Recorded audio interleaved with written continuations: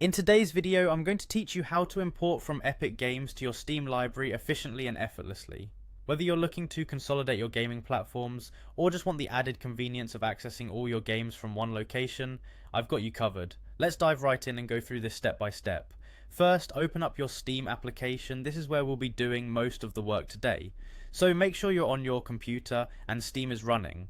Once the app is open, look towards the upper right hand corner of the screen and find the login button. It's usually pretty hard to miss. Give that button a click. Next up, you'll need to enter your account name and password.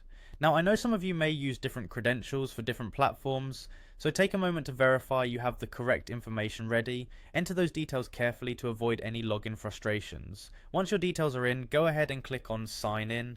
This will take you to your Steam homepage where you can see your current library and other features. Once you've successfully logged in, navigate over to the Library tab. You can spot this in the top menu.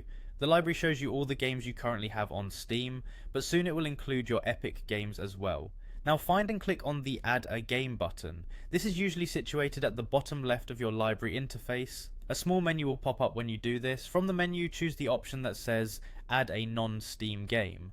Don't worry, this is exactly what we want. At this point, a new window will appear listing various programs detected on your computer. If you're planning to add a specific game or launcher, like the Rockstar game launcher for example, take a moment to locate it on this list. Simply check the box next to the application you wish to add. After making your selection, you can confirm by clicking on Add Selected Programs. And voila!